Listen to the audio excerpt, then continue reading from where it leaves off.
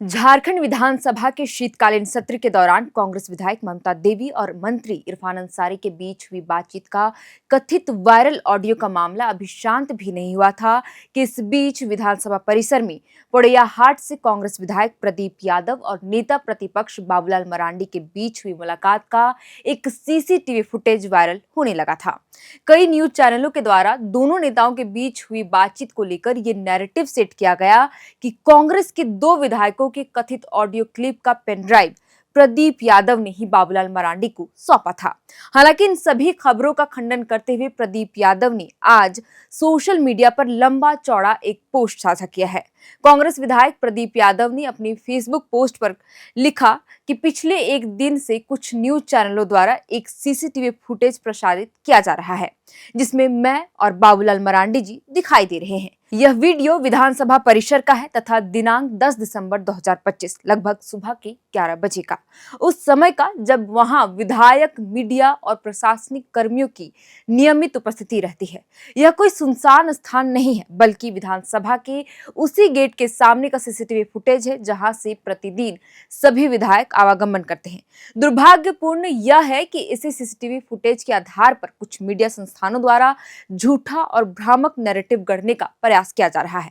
मुझे नहीं पता कि इसके पीछे कौन है और किस उद्देश्य से मेरे खिलाफ ऐसी साजिश रची जा रही है, लेकिन बिना मेरा पक्ष जाने एक तरफा ढंग से आरोप गढ़कर मेरी छवि को नुकसान पहुंचाने का प्रयास अत्यंत पीड़ादायक है।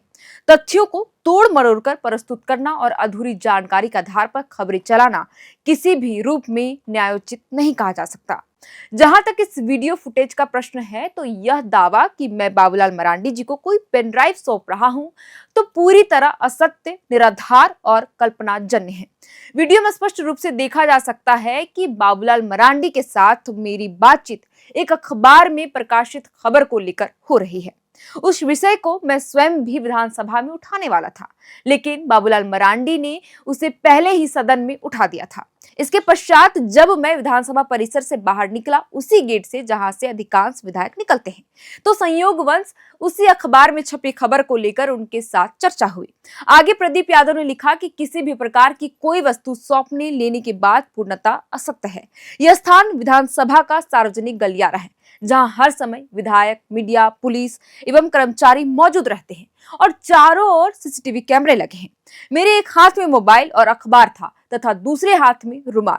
पूरी बातचीत दिन के उजाले में एक सार्वजनिक खबर को लेकर ही हो रही थी। अब स्वयं सोचिए, यदि मेरी कोई अनुचित मंशा होती तो क्या मैं इतनी सार्वजनिक जगह पर इतने लोगों की मौजूदगी में और सीसीटीवी निगरानी के बीच ऐसा कोई कृत्य करता जिसकी फुटेज अगले ही दिन सामने आ जाए? यह सामान्य विवेक से भी परे है। मैं सभी से आग्रह करता हूं कि वीडियो को ध्यान से देखें और स्वयं तय करें कि वहां कोई लेन देन हो रहा है या केवल सार्वजनिक विषय पर चर्चा हो रही है। यह पूरा प्रकरण एक सुनियोजित षड्यंत्र की ओर संकेत करता है।